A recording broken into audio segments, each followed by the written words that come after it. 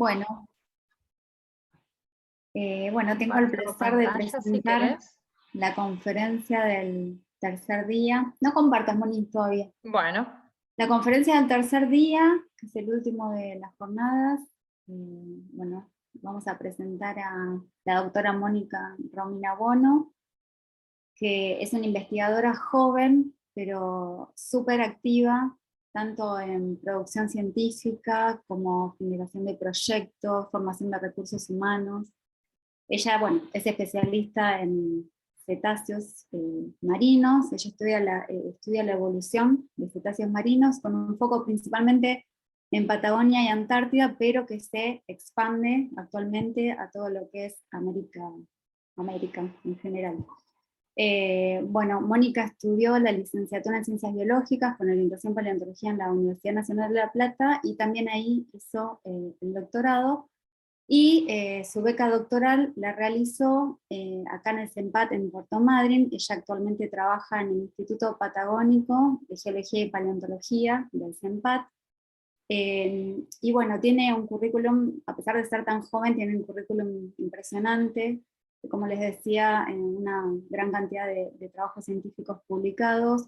Tiene una formación de recursos humanos impresionante, con tesistas, tesis en doctorales ya finalizadas, en cursos, también dirige investigadores asistentes, y además de todo la parte científica, que yo creo que es tremendo, porque desde que ella vino al CENPAT hace no tantos años, ocupó un nicho que estaba relativamente vacío, que es el de los cetáceos fósiles. Si bien había publicaciones, la cantidad de descubrimientos y publicaciones que se hicieron a partir de que ella comenzó a trabajar acá en la Patagonia son impresionantes, y cada vez más, ¿no? Los trabajos están focalizados no solamente en la sistemática, sino en todo lo que es paleobiología, todo lo que tiene que ver con la morfología y función de los cetáceos, y es súper interesante. Ha viajado por diferentes partes del mundo, pero no de vacaciones, sino en colaboración con otros investigadores, como Nueva Zelanda. Actualmente está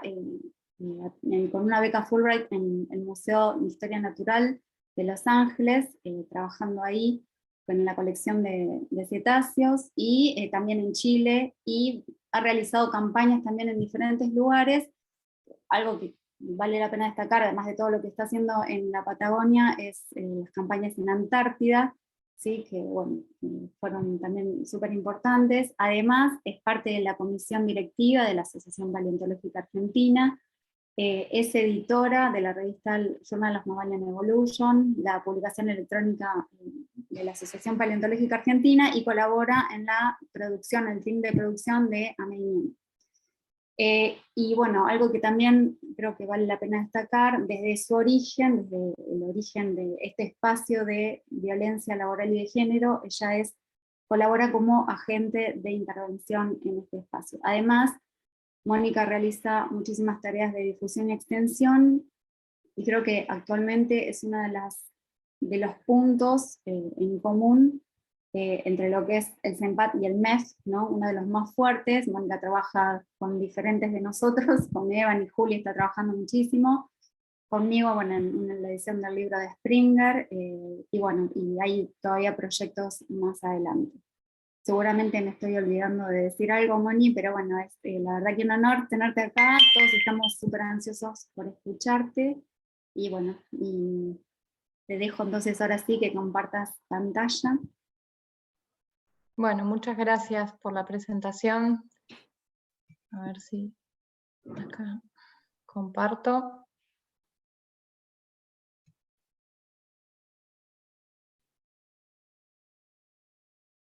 Ahí está. ¿En pantalla completa? Bien. Bueno, gracias Pati por la presentación. Gracias a la comisión organizadora por invitarme a dar esta conferencia. Para mí es un honor estar acá para contarles un poco del trabajo que venimos haciendo en los últimos años con respecto al registro de cetáceos de Patagonia y de Antártida, y de alguna forma la importancia que tiene ese registro en entender un poco la evolución de este grupo. En la primera parte de la charla la idea es contarles algunos aspectos que tienen que ver con la evolución de los cetáceos, y ya en la segunda parte concentrarme un poco más en lo que tiene que ver con el registro patagónico y antártico y la importancia de los mismos y también un poco los trabajos que estamos haciendo y las perspectivas a futuro. Bien, a modo de introducción, a lo largo del Fanerozoico, varios grupos de tetrápodos retornaron al agua. Esto, bueno, Janina charló un poquito en la conferencia del miércoles, implicó grandes cambios anatómicos para diferentes grupos, pero principalmente en el Cenozoico, los grupos que de alguna forma resultan exitosos en la conquista del ambiente pelágico, son solamente 3, los cetáceos, las tortugas marinas y las serpientes marinas. Bien, y dentro de los mamíferos, los cetáceos son justamente el grupo más diverso, no solamente taxonómicamente, sino también desde el punto de vista ecológico, en comparación con otros grupos de mamíferos marinos, como son los sirénidos y los pinípedos, y en la actualidad hoy los cetáceos ocupan una gran diversidad de ambientes y en cuencas oceánicas a lo largo de todo el mundo. Bien, y uno de los, digamos, grandes interrogantes que ha habido en los últimos 30 años, básicamente era tratar de ubicar el origen de este grupo, ¿sí? Digamos, teniendo una anatomía tan dispar, los cetáceos, era muy complicado tratar de ubicarlos dentro de dentro del gran grupo de los mamíferos y poder determinar, digamos, cuál era el grupo más emparentado. Básicamente han surgido 2 líneas, una es la molecular, que en realidad es la primera que comienza a arrojar datos, y otra ha sido la morfológica, o básicamente desde la paleontología.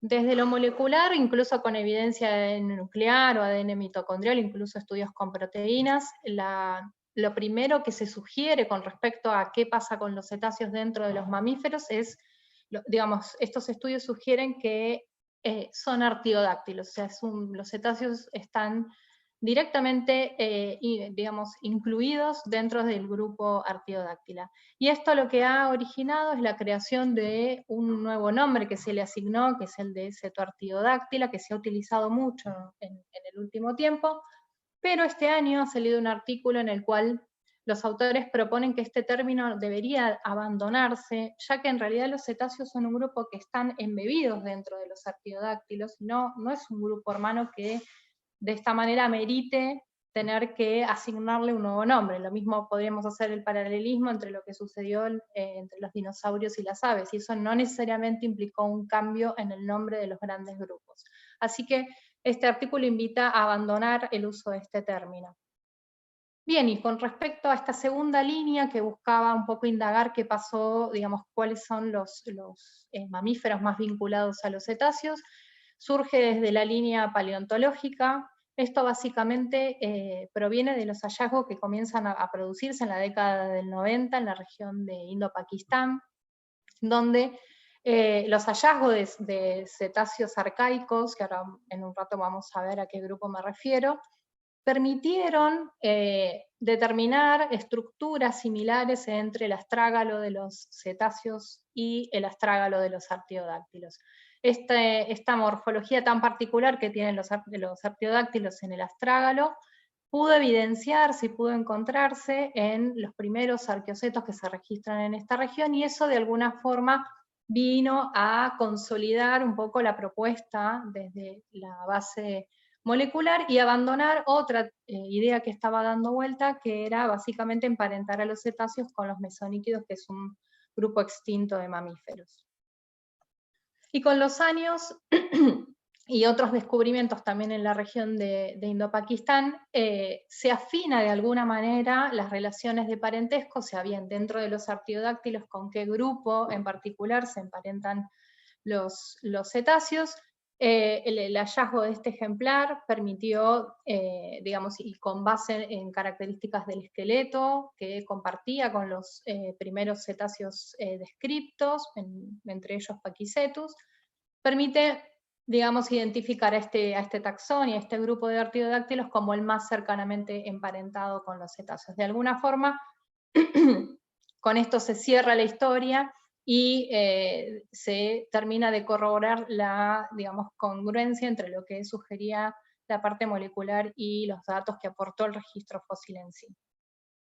Bien, y para ubicar un poco y ordenar un poco la diversidad del grupo, en este cladograma tenemos en primer lugar los cetáceos arqueocetos, que son los que aparecen en verde.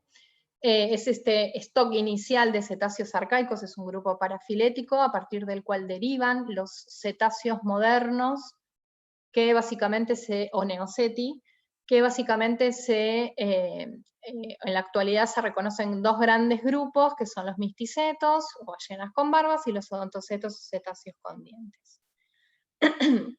Bien, y yendo a este primer stock de cetáceos arcaicos, que como les comentaba, son los primeros cetáceos que aparecen en la región de Indo-Pakistán.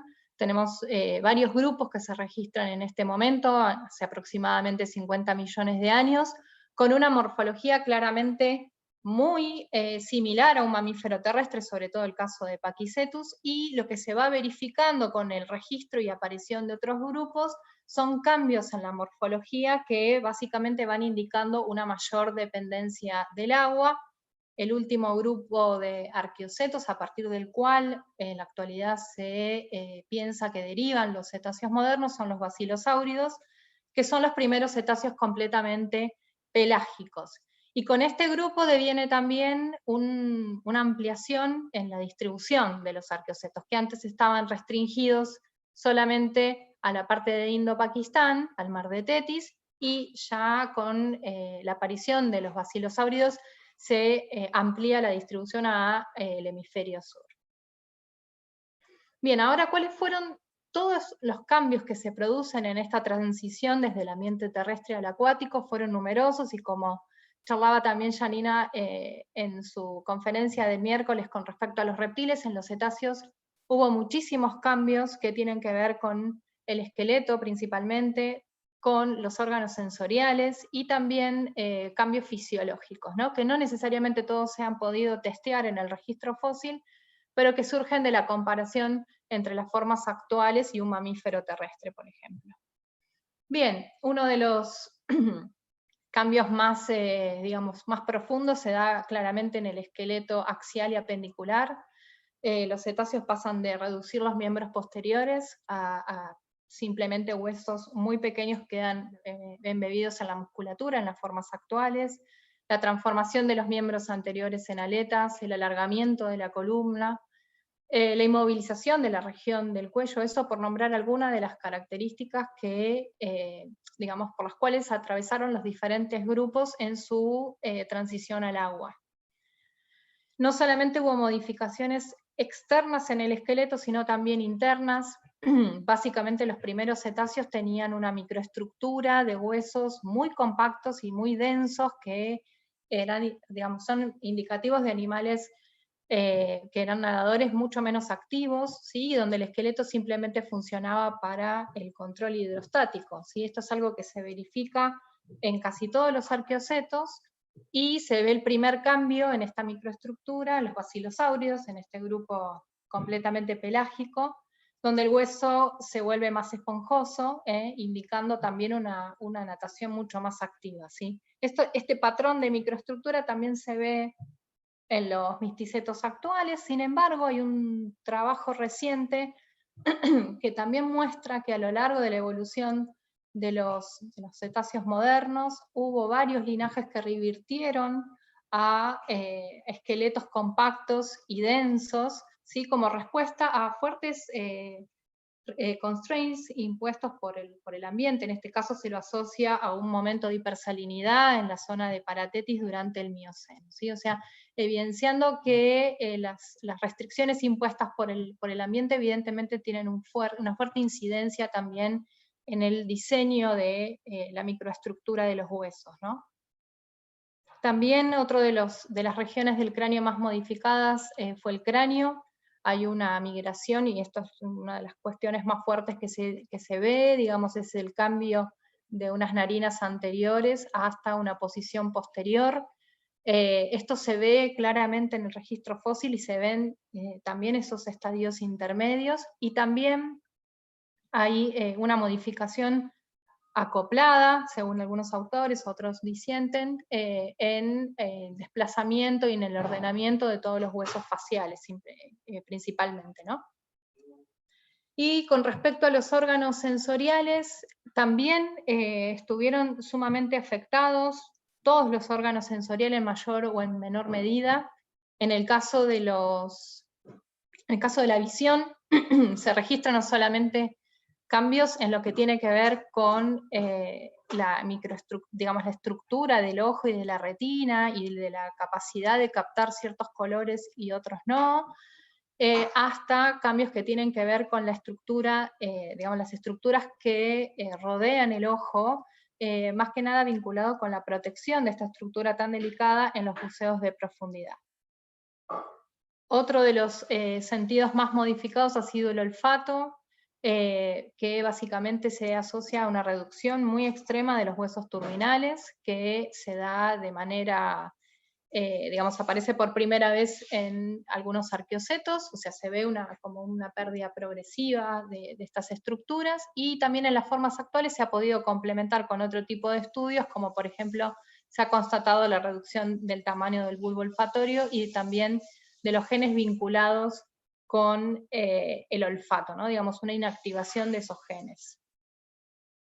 Lo que tiene que ver con el equilibrio y la audición, básicamente es uno de los órganos más modificados en los cetáceos, que no simplemente fue desde cambiar la estructura del oído interno con la reducción, por ejemplo, de los canales semicirculares en relación con un cambio en el sentido del equilibrio, que no es lo mismo en la tierra que en el agua, sino que también se producen cambios vinculados con la transmisión del sonido. Deja de utilizarse la membrana timpánica como estructura principal y pasa a haber una conducción ósea, como comentaba Marta también el miércoles, donde la mandíbula asume la función de transmitir el sonido hacia el oído medio e interno.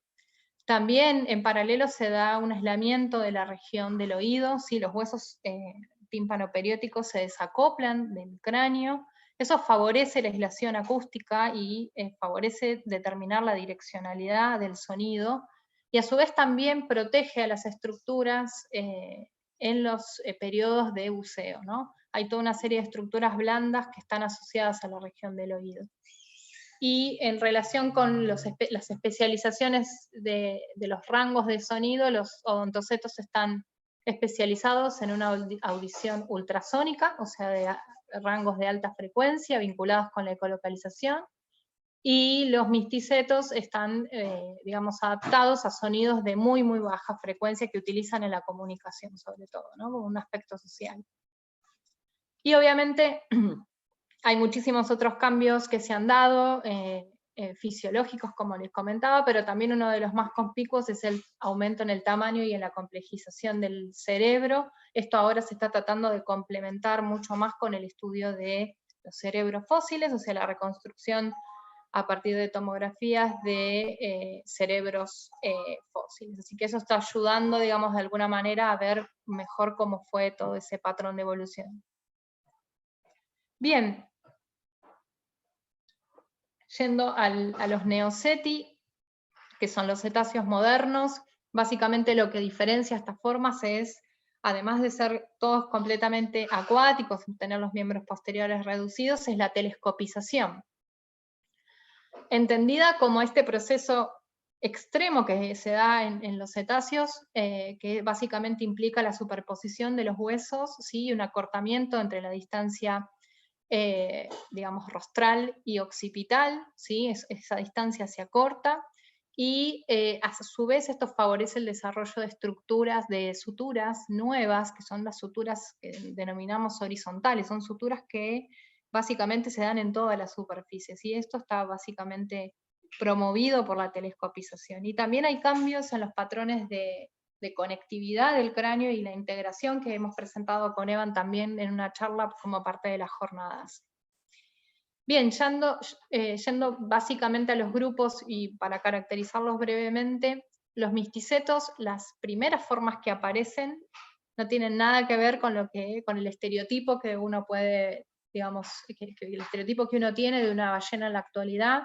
eran formas dentadas, con morfologías muy bizarras, y este grupo ha tenido una gran diversificación durante el Oligoceno, marcando de alguna manera un tiempo de experimentación para el grupo, ¿no? Porque ahí, digamos, tienen lo que sugiere el registro fósil es la ocupación de muchísimos roles ecológicos, ¿sí? Que en cierta forma quizás contrasta un poco con lo que vemos en la actualidad en las ballenas actuales, filtradoras, con barbas, donde si bien hay algunas estrategias de alimentación específica, pareciera como que se ha uniformado un poco, ¿no? La ecología de los misticetos.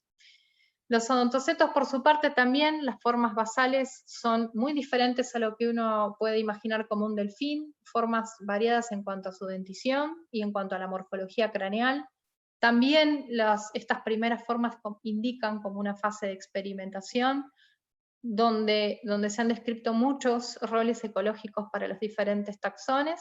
Y ya dentro del crown, formas homodontas, también ecolocalizadoras, pero también hay variaciones en cuanto a la reducción de los dientes o a dientes con morfologías tan conspicuas como por ejemplo la de este sífido. Todos los odontocetos se ecolocalizan, lo han hecho aparentemente desde su origen. Lo que todavía no está del todo claro es si lo hacían, digamos, dentro del rango de frecuencias que lo hacen en la actualidad, ¿no? En ese sentido hay mucho más para indagar.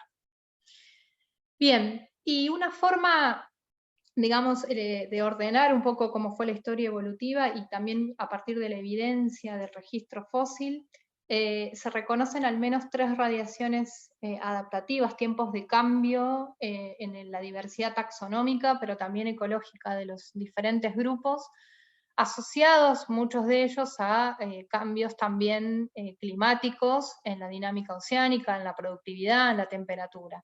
El primero de ellos corresponde a esta radiación durante el Eoceno, donde se diversifican los arqueocetos que les comentaba, es esta fase de pasar de la tierra al agua.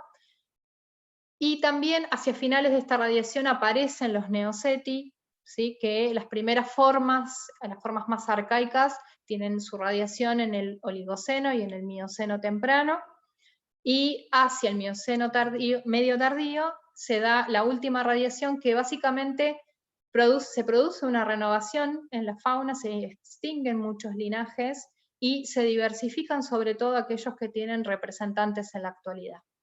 La idea es básicamente, bueno, ¿en qué aspectos contribuye el registro de Antártida y de Patagonia a estas 3 radiaciones que se han identificado en la historia evolutiva de los cetáceos? Y vamos a ir viendo básicamente en 3 bloques. El primero correspondería al registro de la primera radiación, que tiene, digamos, su punto en el Eoceno de Antártida. Bien, y a modo introductorio, la Antártida siempre ha sido un lugar bastante paradigmático para el tema de la evolución de los cetáceos. Siempre, digamos, ha habido muchísimos registros y trabajos que reportaban la presencia de cetáceos, pero la mayoría de estos materiales eran fragmentarios, lo cual a veces no permitía ajustar muy bien la taxonomía. Y por mucho tiempo el misticeto más antiguo provenía de la Antártida. Bien, hasta hace poco, hace algunos años, como resultado de los trabajos que viene llevando a cabo el grupo de paleontología de vertebrados del Museo de La Plata, liderado por Marcelo Reguero, encontraron en niveles de formación la meseta, en una edad bartoniana, hacia un Eoceno medio, una mandíbula y asociada con un diente que nos permitió de alguna forma confirmar la presencia de los basilosaurios en la Antártida. Esto, más allá de lo taxonómico, digamos, este registro constituye uno de los más antiguos para este grupo y nos está indicando una dispersión muy rápida de los basilosaurios, no solamente hacia el hemisferio sur, sino también hacia las altas latitudes, ¿no? Otro momento, otro punto importante en la evolución de los cetáceos y donde el registro de Antártida tiene, digamos, cosas para aportar, tiene que ver justamente con el final de la primera radiación, que es básicamente el origen de los neoceti, ¿sí? Como les comentaba antes, el misticeto más antiguo hasta hace poco tiempo era de Antártida. Hace unos años se publicó un material del Eoceno tardío de Perú, que es levemente más viejito. Así que bueno, este sería como el punto de origen para los misticetos, mientras que para los odontocetos, digamos, el taxón más antiguo viene del Oligoceno temprano de Nueva Zelanda. No extrañaría que en el futuro aparezca un odontoceto del Eoceno en Antártida o en Perú, digamos. Bien, ahora con respecto a este momento de finalización de esta primera radiación hacia el Eoceno tardío, el registro en Antártida también, hay materiales muy importantes, algunos más diagnósticos que otros que hemos podido dando a conocer a la comunidad, pero los más sobresalientes son justamente los que tienen que ver con Llanocetus denticrenatus, ¿sí? Este taxón que por mucho tiempo fue el misticeto más antiguo, luego le sacaron la corona, pero de todas formas es un taxón que vino a contar una historia súper interesante. Esto fue descrito, este nuevo material, lo describen colegas Fordyce y Marx en el 2018, y posteriormente, digamos, como resultado de los trabajos de exploración en Antártida, en formación submeseta, aparecen nuevos ejemplares, en este caso son dientes aislados, que se pueden asignar solamente a Llanocetus sp, pero bueno, ya estos dos taxones juntos aportan a dos aspectos importantes que tienen que ver con el origen de algunas estrategias ecológicas particulares de los misticetos más primitivos. Una que tiene que ver con la alimentación. Llanocetus tenía en su paladar varios sistemas vasculares, canales, que se interpretan como canales vasculares, que básicamente se asociaron o se interpretaron que estaban asociados básicamente a los alvéolos y que por lo tanto no, el tema de la vascularización en el paladar siempre se ha interpretado como un correlato de la presencia de las barbas. Entonces, la presencia de estos canales en Llanocetus planteó la primera pregunta, bueno, ¿Llanocetus tenía barbas o no? Bueno, a partir de las interpretaciones que se hacen, se descarta la idea de que este ejemplar tenía barba, sino que toda esa vascularización que se ve en el paladar se asocia con la irrigación básicamente de las encías.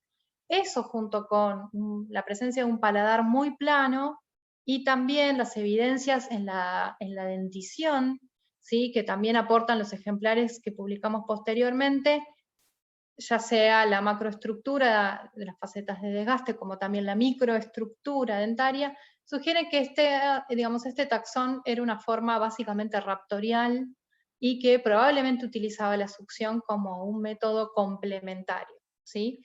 Con lo cual, esto viene a, digamos, desterrar de alguna forma un paradigma que estaba bastante establecido y es uno de los temas más calientes en la evolución de los misticetos, que tienen que ver justamente con la aparición de la filtración, ¿no? Digamos, las primeras teorías hablaban que la filtración era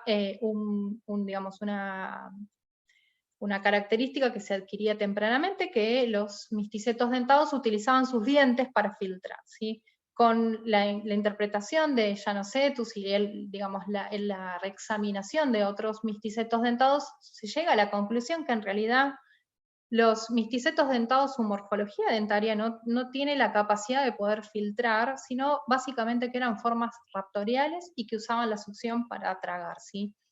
Y que la filtración, el método de alimentación de los misticetos en la actualidad es algo que se adquiere más tardíamente. Y otra cuestión que también aportamos con el estudio de estos ejemplares tiene que ver con el tamaño corporal, que se estima a partir del tamaño de los dientes, y que nos permite saber que estos ejemplares estaban entre un rango entre los 8 y los 12 metros de largo, con lo cual hay dos aspectos que vienen a aportarse en este sentido. Uno es que el gigantismo, un tema súper también debatido en la evolución de los misticetos, se dio más de una vez y de una manera bastante compleja, sin tener un patrón lineal como algunos sugerían al principio que los misticetos más primitivos eran pequeños y los actuales eran más grandes. Hoy por hoy sabemos que ese patrón no es así y fue mucho más complejo. Y por otro lado, también, digamos, los estudios en Llanocetus de Antártida permitieron determinar que el gigantismo no estuvo acoplado con el sistema de alimentación por filtración, que esa es otra, digamos, otra idea que también siempre se sostuvo. Formas gigantes filtradoras. Bueno, esto viene a desterrar de alguna manera esa idea, ¿sí? Bien, ya pasando a la segunda parte que tiene que ver con el aporte, digamos, del registro patagónico a las radiaciones y comenzando con la primera, que tiene que ver con un momento donde básicamente se comienzan a diversificar esos neocetis, algunas formas arcaicas, otros con representantes en la actualidad. En lo que es Patagonia tenemos básicamente representado una parte de esa radiación, que es básicamente en el Mioceno temprano, en el Burdigariano. Este es un momento donde el registro mundial de cetáceos es muy escaso, de hecho hay pocas formaciones con cetáceos en este momento en otros lugares del mundo, y el registro particularmente de misticetos en el Mioceno temprano es escaso a nivel mundial, por lo cual eso de alguna forma también realza la importancia que tiene nuestro registro, que básicamente se basa en los depósitos de la formación Gaiman correspondiente a la ingresión patagoniense con una edad de 20 millones de años. Bien, con respecto a la distribución que tienen los fósiles para esa edad en Mioceno temprano, básicamente están concentrados en el valle inferior del río Chubut. Hay algunos registros en Santa Cruz, pero son mucho más aislados, y básicamente están concentrados en lo que es la zona de Biringüín. Este es uno de los lugares con mayor cantidad de taxones. Esto básicamente se apoya porque ha sido históricamente uno de los lugares más prospectados, y donde los trabajos de Lydekker y de Moreno en 1800 describen gran cantidad de taxones de esta región. Cabrera también posteriormente, y luego digamos, estos son como los estadios básicamente en la historia del estudio de los cetáceos de esta región principalmente, y luego con la tesis de Mario Cosol en 1993 también hay como otro pulso de conocimiento y de aportes con respecto a los cetáceos de la formación Gaiman, luego de lo cual hay un gran periodo en el cual no se trabajan, no había gente trabajando en cetáceos fósiles, y se retoma de alguna manera con mi trabajo de tesis doctoral en el 2009. Y a partir de ahí comenzamos a trabajar o a tratar de abordar el estudio de los cetáceos de la manera más integral posible, ¿sí? En un principio, bueno, digamos, apoyados principalmente en estas dos patas, la paleontología y la geología, que lleva adelante mi amigo y colega, el doctor Cuitinho, y básicamente hemos ido ampliando, por suerte, los tópicos en los cuales hemos trabajado, y también un poco los grupos, no solamente los cetáceos, sino que también estamos tratando de interpretar y de relacionar el resto de la fauna de vertebrados marinos y de invertebrados que se encuentran asociados tanto a la formación Gaiman como a la formación Puerto Madryn. Así que todo este grupo de gente maravillosa es la que nos acompaña, y gran parte de los resultados que voy a presentar también son parte del trabajo de muchos de ellos y ellas. Bien, lo primero que hemos tratado de hacer, y digamos, con base en los trabajos históricos, fue poner en orden la diversidad de cetáceos, tanto para el Mioceno temprano como para el Mioceno tardío. Hemos descrito varios taxones históricos, descritos por Lydekker, por Cabrera, y también se han descrito nuevos materiales, resultado de que hemos ido y estamos yendo muchísimo al campo. Básicamente los dos grupos, misticetos y odontocetos, están representados en el Mioceno temprano. En lo que respecta a los misticetos, tenemos desde balénidos, ¿sí? Con Morenocetus parvus, que es el balénido más antiguo conocido hasta el momento, lo cual sitúa el registro patagónico de balénidos, digamos, en el hemisferio sur y específicamente en el Atlántico sudoccidental. Otro grupo representado particularmente son todas estas formas STEM y parientes de los rorcuales actuales, como por ejemplo la ballena azul.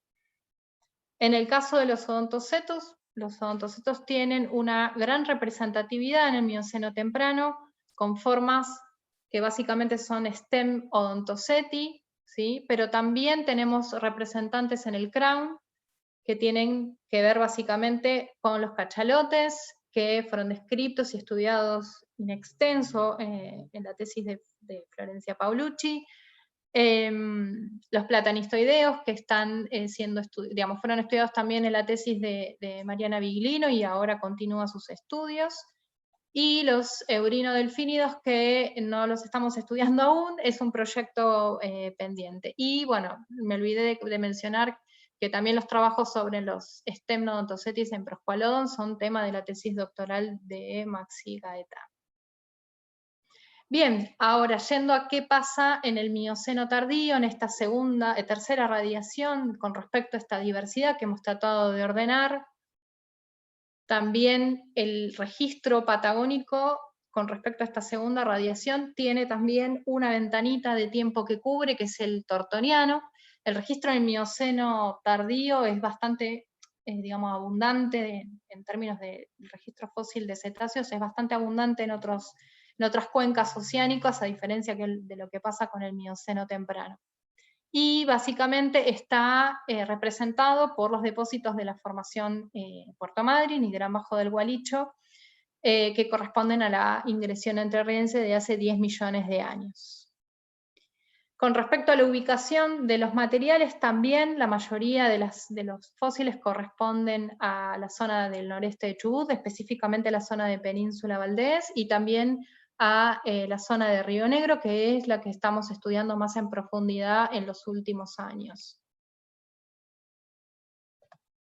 Bien, también con respecto a la diversidad de los cetáceos en el Mioceno tardío, ambos grupos están representados, sin embargo, cambian los grandes grupos taxonómicos que se van registrando, y después vamos a ver con qué se vincula todo esto. Los misticetos siguen representados por los balénidos. Acá hago un llamado de que uno de los grupos más paradigmáticos en la costa de Chubut en la actualidad, como son los balénidos, la ballena franca, tiene su contraparte en un rico registro fósil del grupo que cuenta básicamente los primeros estadios de evolución, ¿sí? Los cetotéridos es otro grupo que se empieza a registrar en el Mioceno tardío con formas que llegan a la actualidad, ¿sí? Como es el caso de los neobalines, y también se siguen registrando estos parientes de los rorcuales. En el caso de los odontocetos, bueno, los cachalotes siguen estando, aparecen sífidos también, y aparece una familia, un grupo en realidad, que son los pontopóridos, que se ubican dentro de los inoideas, que es un grupo de delfines en estrecha vinculación con los delfines, los delfínidos actuales. Bien, ahora, ¿qué es lo que sucede con esta diversidad de cetáceos entre el Mioceno temprano y el Mioceno tardío? A nivel local, esta es una curva mostrando el número de especies, digamos, contemplando solo el registro patagónico, lo que se ve a la izquierda. Básicamente se ve una mayor diversidad en el Mioceno temprano, la cual declina un poco en el Mioceno tardío. Siguen siendo los odontocetos el grupo más representado, más abundante, ¿sí? Mientras que los misticetos repuntan un poquito hacia el Mioceno tardío. Esto básicamente se condice con los patrones globales que hay de diversidad de los cetáceos, con una declinación en la diversidad hacia el Mioceno tardío en general. Cuando vemos los grupos en particular, lo que vemos en el caso de los misticetos es que, bueno, los balénidos se mantienen entre el Mioceno temprano y el Mioceno tardío, se mantienen, y hacia el Mioceno tardío se ven más representados cetotéridos y balenopteroideos, que es algo que también se verifica a escala global, acá en este caso los cetotéridos en verde, y los balenopteroideos, que también tienen un pico en el Mioceno tardío. Los odontocetos, por el contrario, hay cambios como mucho más acentuados. Los cachalotes son sin dudas los señores que manejan la diversidad, tanto en el Mioceno temprano como en el Mioceno tardío. El grupo es diverso, si bien hay una declinación en su diversidad, que también se ve luego del Mioceno tardío a nivel global. Y lo que sucede, que es sumamente interesante, es que los platanistoideos, que están registrados en el Mioceno temprano, no se registran hacia el Mioceno tardío. Esto básicamente coincide con lo que pasa con los platanistoideos a nivel global, ¿sí? Es un grupo que, digamos, merma muchísimo su diversidad hacia el Mioceno tardío, y comienzan a registrarse otros grupos, como es el caso de los inoideos, hacia el Mioceno tardío, que justamente eso coincide con el pico de diversidad que también se ve a nivel global. Ahora bien, si comparamos esta diversidad con otras cuencas, digamos, del mundo, y específicamente, digamos, no me quise extender mucho más por el tiempo de la charla, pero concentrándonos en Sudamérica, lo que vemos es que hay algunos grupos en común para el Mioceno temprano. Me estoy refiriendo específicamente a las cuencas marinas de Perú y de Chile, que son coetáneas para el Mioceno temprano. Entonces se comparten algunos grupos, como es el caso de los platanistoideos y los fiseteroideos, ¿sí? Y sin embargo hay otros grupos que están representados en la cuenca pacífica y no en la atlántica, y viceversa. Hay algunos taxones que se comparten también, si bien la taxonomía de esos necesita todavía ser revisada. Y los Kentridontios es el otro grupo que también se comparte, que es un linaje extinto.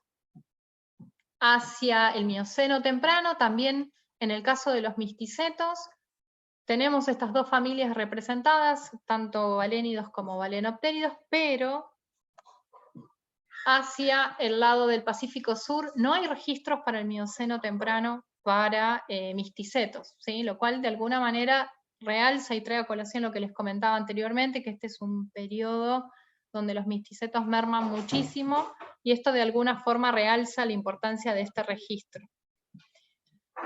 Con respecto al Mioceno tardío, los odontocetos, también tenemos grupos, digamos, en común. Unos son los pontopóridos, por ejemplo, los fiseteroideos también, y los sífidos, ¿sí? Son estos grandes grupos taxonómicos que se comparten a un lado y al otro, mientras que también hay otros grupos que, por ejemplo, no están representados en la costa atlántica, al menos por el momento, como es el caso de los delfínidos, y sí se encuentra en la cuenca pacífica. En el caso de los misticetos hay un punto más, hay un punto en común que no había en el Mioceno temprano, que tiene que ver con compartir básicamente balénidos a un lado y al otro. Si bien la fauna de Chile parece más moderna en su morfología, y también los cetotéridos. Son estos dos grandes grupos que se comparten a un lado y al otro de América, digamos. Bien, en lo que respecta a el segundo aspecto que tratamos de abordar, que básicamente tiene que ver con la reconstrucción de aspectos paleobiológicos, hay básicamente tres aspectos que abordamos, y los que son los que les voy a comentar hoy, que tienen que ver con el tamaño corporal, el primero. Básicamente nosotros trabajamos el tamaño solamente con el largo total, ya que estimar la masa es sumamente compleja, como vimos en una charla hoy de la mañana. Es sumamente complejo en el caso de los cetáceos, con tantas variaciones que tienen a lo largo de los ciclos de vida. Así que la estimación del largo corporal se realiza sobre la base de medidas craneales, y nos permite ver que básicamente hay tres categorías: una correspondiente a los, digamos, a los odontocetos más pequeños, y llegando a rangos corporales que sobrepasan los 12 metros, ¿sí? Mientras que para el caso de los misticetos tenemos, básicamente está concentrado en formas medianas y grandes. El otro aspecto que hemos abordado, y tratando de, digamos, utilizando con base en la morfología del cráneo y de la mandíbula, sobre todo en los misticetos porque no hay dientes, se han podido reconstruir, digamos, los métodos de alimentación que principalmente se ven en el registro, tanto en mioceno temprano como tardío, y básicamente hay dos formas. Una tiene que ver con la alimentación pasiva, o skimming, que es típica de los balénidos, mientras que la otra corresponde a la filtración más activa, que es el engullimiento, que es más típico de los cetoterios o de los rorcuales.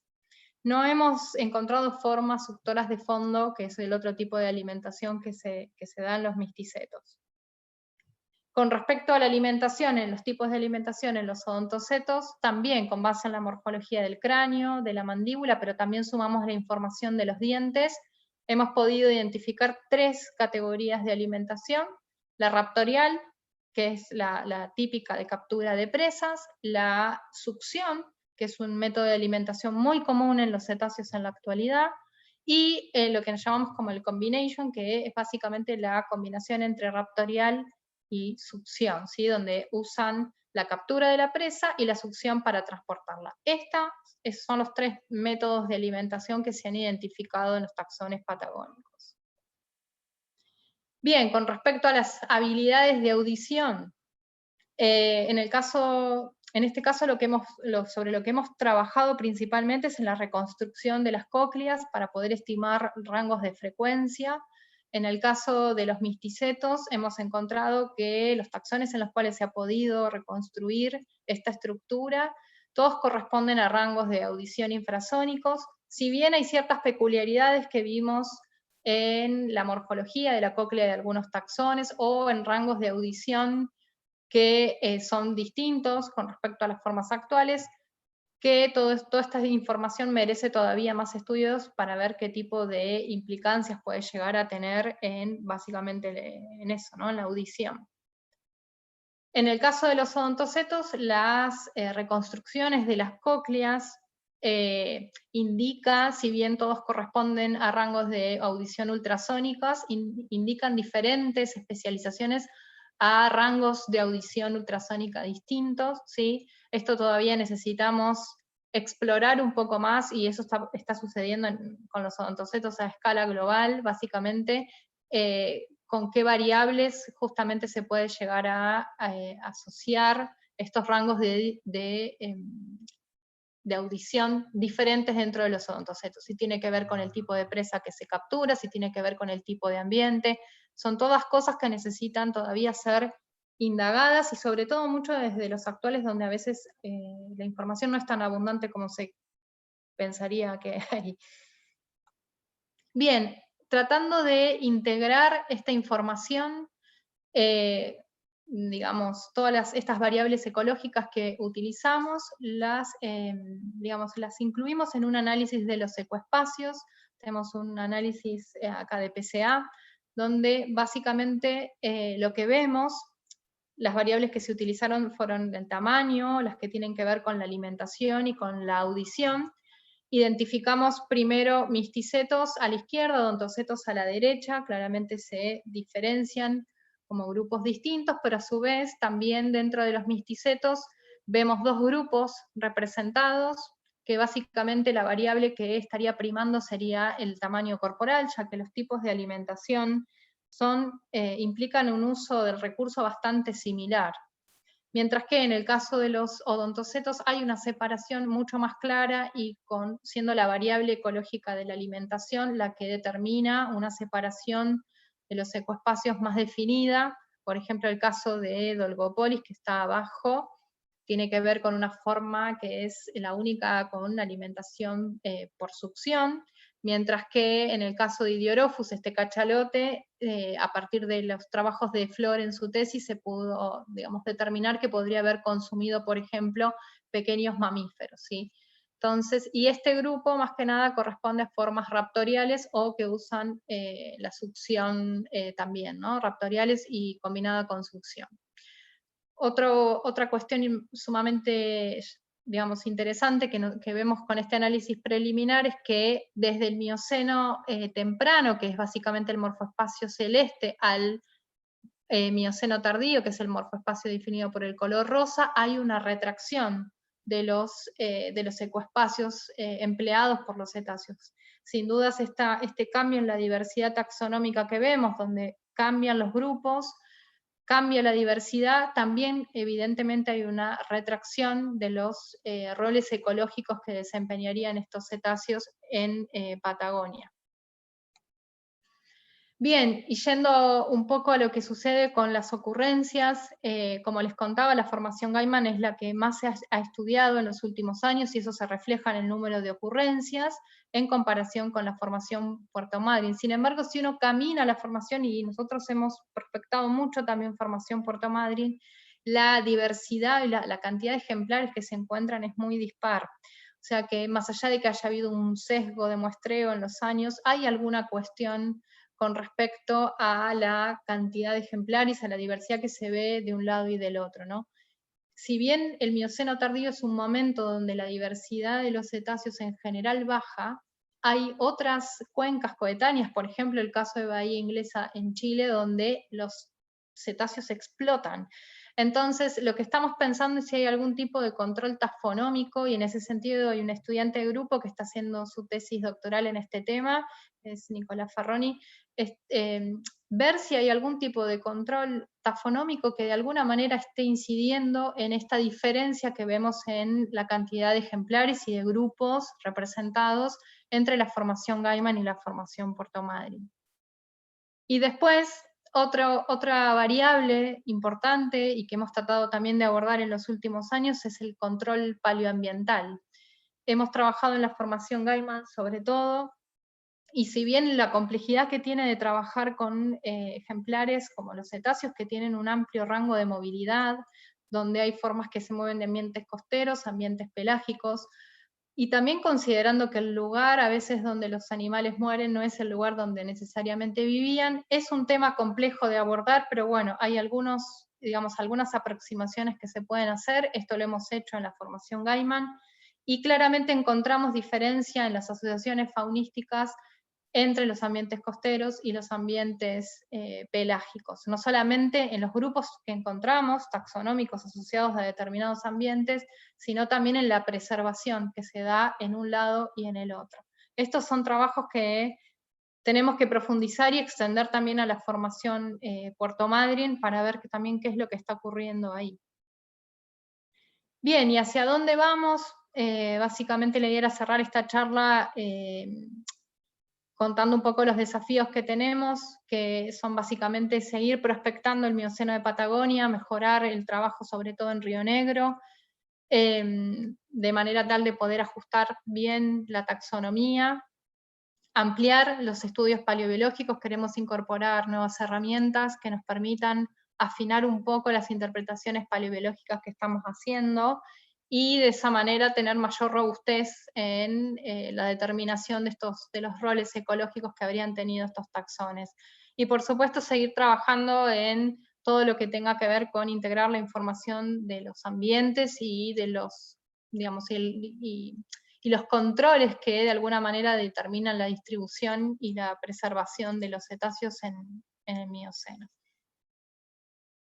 Bueno, para finalizar quiero agradecer a las instituciones y al CENPAT, que siempre es fundamental en todos los trabajos que hacemos, nos da siempre su apoyo, a todas las fuentes de financiamiento, que sin eso no sería posible, agradecer a mi grupo de trabajo, como les decía, gran parte de los resultados que presenté hoy es el resultado del trabajo de mucha gente, a toda la gente que nos ayuda en el campo, a los técnicos, preparadores, su colaboración es fundamental, especialmente gracias a Flor Paulucci, que me ayudó con los análisis estos días, y también a Lisandro.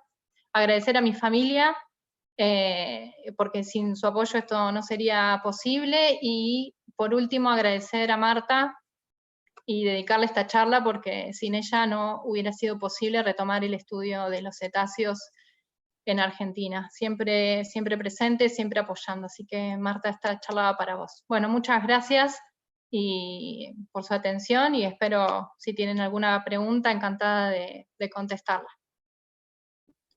Bueno, muchas gracias, Moni, tremendo todo el trabajo que están haciendo. Me encanta escucharte porque es un trabajo integral y bueno, nada, acá se ve súper claro, estuvo hermosa la charla. Pero bueno, Gracias. yo te tengo cerquita, pero bueno, no en este momento, pero más accesible. pero me gustaría que si alguien quiere hacer una pregunta o algún comentario. Re larga. Me extendí un poco. No, estuvo bien. No sé si hay alguien. Ahí Sebastián Monsalvo. Sebas, ¿querés abrir el micrófono? Hola, ¿qué tal, Mónica? Felicitaciones por la Hola. charla, muy buena. Bueno, muchas gracias. Te quería hacer una consultita que tiene que Sí. ver con la morfología dentaria de esos misticetos arcaicos. No recuerdo bien el taxón, pero acabo de ver, o sea, vi una morfología que era como una cúspide principal y otras accesorias alineadas. Sí. Me hace acordar mucho a algunos fósidos, en especial creo que Alobodon carcinófaga, que es un animal de hábito filtrador. Y ahí te escuché que vos habías dicho que esos primeros misticetos tenían hábitos raptoriales y no filtradores. No sé si por ahí hubo algún tipo de exaptación, que se haya utilizado la filtración, o se haya utilizado ese tipo de dentición para la filtración y luego las barbas. No sé cómo lo ven ustedes, digamos. Sí, como contaba, es un tema súper controversial y como que ahora ha cambiado un poco la interpretación, ¿no? Siempre se ha comparado justamente a los misticetos, los dientes de los misticetos con este taxón que vos decís, ¿sí? Con Sí. la foca cangrejera. Básicamente porque la foca, bueno, aparentemente utiliza los dientes como filtración. Lo que se ha visto es que, primero, los espacios que hay entre diente y diente, y también la morfología de las coronas, no sustentan, digamos, el uso de la filtración con los dientes. Sí, y además esto, ¿no? Los tipos de desgaste que tienen, y el resto de la morfología del cráneo, digamos, deja de lado el hecho de que estos ejemplares hayan podido usar los dientes para filtrar, digamos. Por eso se adopta la idea de que eran básicamente formas raptoriales y que utilizaban la succión como un método adicional. Pero sí, en un primer momento, y la primera teoría, y hay un grupo de gente, digamos, dentro de la comunidad que trabaja con misticetos que todavía sigue con esa idea. Claro. También en un momento, por ejemplo, se interpretaba que hay algunos misticetos dentados que podrían haber tenido barbas y podrían haber tenido dientes. Eso también ha pasado. Después se han reinterpretado los canales vasculares que se asociaban a la presencia de protobarbas, y en realidad todo eso se ha llevado a la idea de que en realidad toda esa vascularización tenía que ver con las encías, no con barbas. Entonces, por ahora... Es un tema que es súper interesante, se está estudiando mucho desde la embriología, de cómo, digamos, qué es una barba, qué estructuras tiene asociadas. Eso disparó un montón de trabajos. Pero sí, básicamente en una primera línea estaba eso. La información que hay ahora, bueno, de la que yo también soy partidaria y otros grupos que no, es que básicamente no hay evidencias para decir que filtraban o que tenían barbas. Claro, lo cual es un problema porque ahora hay que como que establecer una explicación de cómo se dio ese salto, digamos, tan importante entre el cambio de alimentación. Había una explicación y ahora no Sí, la hay. en realidad no es tan compleja. En realidad los misticetos con barbas aparecen en un momento en el cual explota la productividad primaria a nivel mundial. Eso es uno de los factores que se identifica como disparadores, como driver, digamos. Bien. Pero todavía no encontramos formas fósiles que muestren esa transición, donde haya habido... o sea, hay algunos ejemplares del Oligoceno de Nueva Zelanda que tienen dientes vestigiales, aparentemente no funcionales, y ya tenían barbas. Todavía ese pedazo de la historia lo tenemos bastante incompleto, digamos. Faltan fósiles que de alguna manera reconstruyan bien cómo fue esa transición. ¿Y alguna respuesta desde la embriología? ¿No hay dientes? No, digamos, lo que sabemos de la embriología es que las barbas tienen un origen embrionario completamente diferente al de los dientes. Porque en algún momento también los dientes se transformaron en barbas. No, las barbas básicamente son estructuras queratinosas, derivan del paladar. Entonces, los orígenes embrionarios son completamente distintos. El camino de los dientes no fue, digamos, esto de diente en barba, no. Evidentemente los orígenes embrionarios son diferentes. Sí, sí, se entiende. No sé si Bueno, muchas contesté gracias. tu pregunta. Muchísimas gracias No, por y favor, a vos. éxitos en la búsqueda. Bueno, Gracias. no sé si hay alguna otra pregunta, te están dejando un montón de mensajes súper lindos, Moni. Bueno, gracias. ¿Alguna otra Muchas preguntita? gracias. ¿Comentario?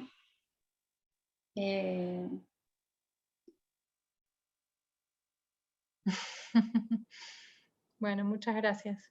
Estoy de acuerdo con todos los mensajes, la verdad que el equipo de trabajo que formaron es tremendo y realmente es admirable, ¿no? Todo lo que están haciendo, así que muy bueno. No sé si alguien más. Me dice Paula que estaba escuchando mi charla y caí en cuenta de la importancia de los materiales de la Leticia. Eso estuvo en Tierra del Fuego y ahí encontraron un par de cosas. Claro, sí. Leoceno, ese es súper interesante. Acá alguien tiene una pregunta, Marcos, creo. Marcos, sí. Abrí el micrófono. Sí, si querés. Prendí el micrófono y no se escucha. Ah. ¿Querés probar de nuevo? Le dice que no sabía que hay un taxón dedicado a Mario. Hola, ¿me escuchan ahí? Ah, Sí, sí, Cosuel y Fiseter. Sí, Marcos. ¿Qué tal? Tenía una consulta nomás. Hablaste acerca de la transición al agua del linaje de las ballenas. Esta transición no ocurre solamente en el linaje de las ballenas, sino que también ocurre en diversos grupos de reptiles, por ejemplo. ¿Existe algún grupo de investigación que esté trabajando en paralelismos evolutivos entre las ballenas y, por ejemplo, no sé, los dinosaurios o las tortugas o ese tipo de estudios? Porque yo he leído en algunos lugares que la presencia de huesos altamente densos, que después se pierde, aparece también, por ejemplo, en los ictiosaurios y plesiosaurios, ¿no? En ese linaje, que me pareció una observación interesante, y no solo eso en los huesos, sino también en lo que serían los órganos de los sentidos, si hay algún grupo que lo está trabajando. Marta Fernández. Básicamente, Marta ha sido una persona que a mí me ha inspirado mucho, pero porque siempre ha estado muy inquieta con respecto a eso, ¿no? A las convergencias, por eso también arrancaba la charla hablando de la contextualización de los tetrápodos, ¿no? Siempre Ajá. ella ha estado muy, digamos, ha estado muy inquieta con respecto a ese tema, de ver básicamente cuáles son las convergencias evolutivas entre los ictios, los cocodrilos, los plesiosaurios Claro, y los cetáceos, ¿no? Así claro. que sí, no es una cosa exclusiva de acá, hay otros grupos que también lo están trabajando en Europa, por ejemplo, también. Pero hay mucha tela para cortar sin duda. En la parte de microestructura que vos decís, es una cuenta pendiente que tenemos en los cetáceos. Marianela ha avanzado mucho en los reptiles y tenemos pendiente laburar los materiales de Patagonia en ese aspecto, por ejemplo.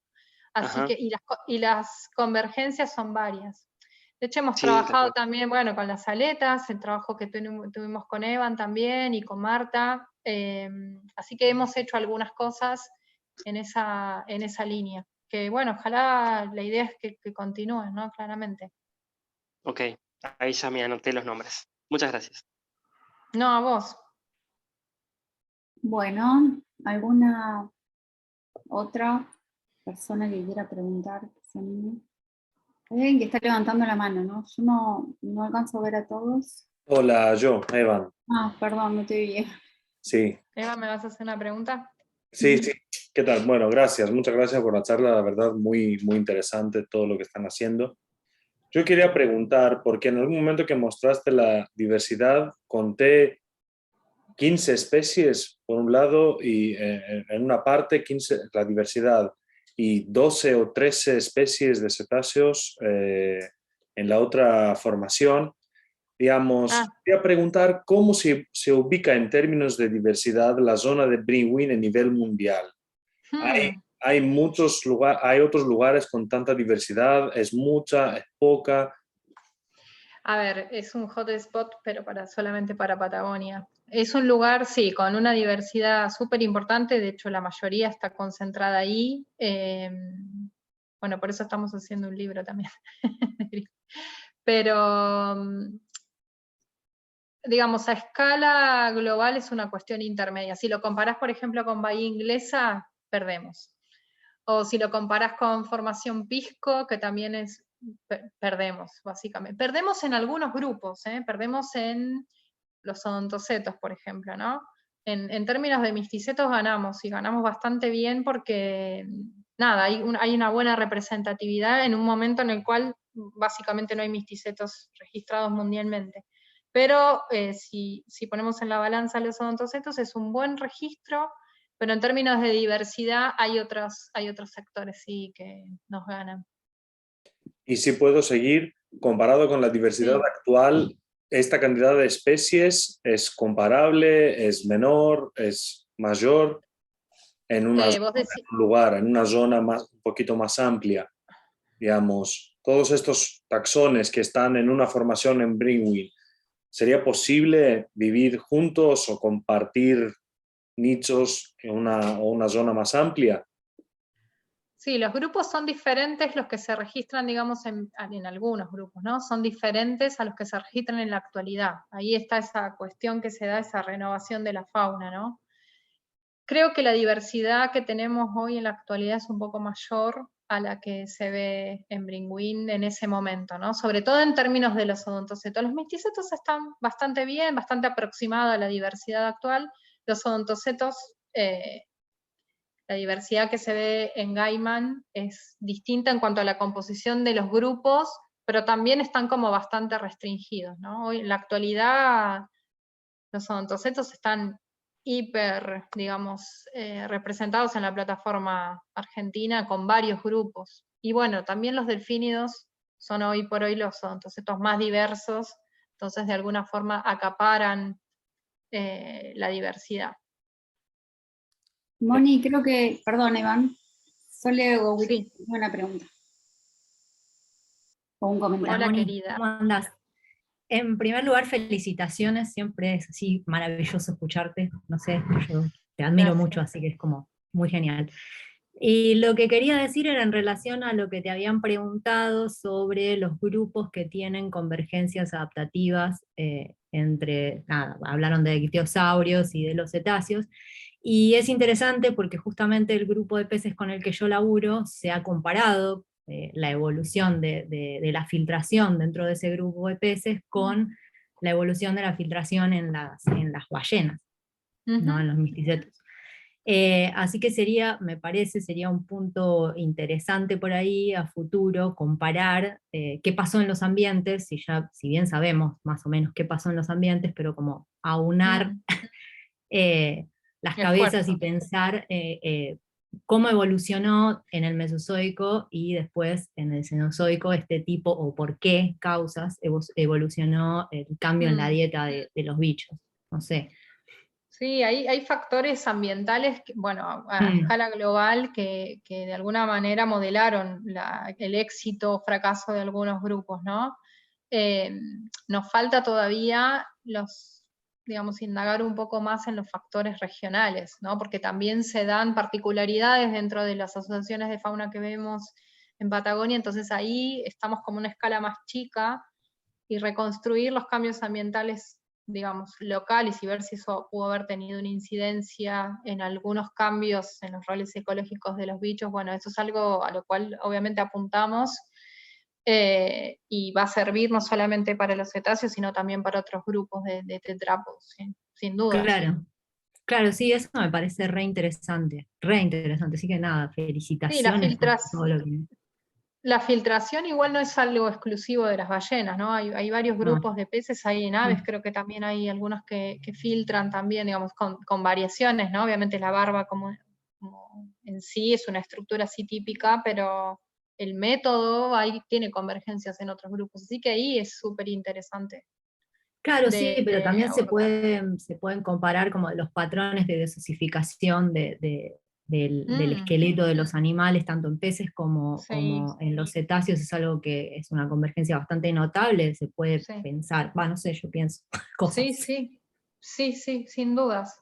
La parte de la microestructura tiene convergencias. En las cosas que yo he visto publicadas hay muchas convergencias entre cetáceos, reptiles marinos. En los peces no lo sé, no sé qué tanto está estudiado, pero con los reptiles marinos sí, bastante. Claro. Sí, con los Gracias, peces, Lisa. no, por favor, a vos, gracias siempre. Moni, hay una pregunta en el chat de César Moni. Sí, excluyendo el factor antropogénico, ¿notaron algún paralelismo respecto de los declives? Sí, con lo que se dan con los taxones. Sí,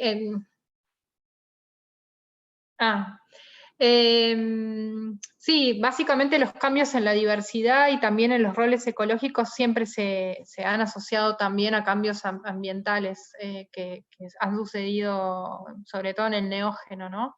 Eso es algo que está, digamos, súper documentado. Obviamente, lo que se postula es que hay una combinación, ¿no? entre los factores biológicos y los factores físicos, ¿no? Que de alguna manera promovieron los cambios en la evolución del grupo. Lo que pasa en la actualidad, bueno, obviamente es otra escala, ¿no? De tiempo, pero al menos con lo que respecta al registro fósil, sí. No sé si eso contesta tu pregunta.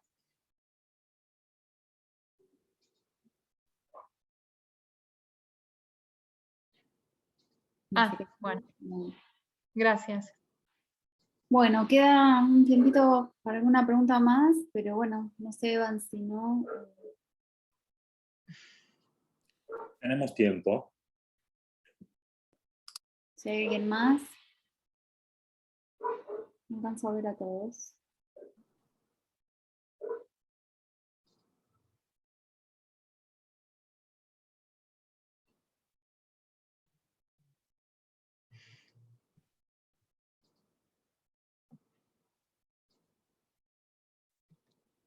Bueno, creo que no hay más preguntas.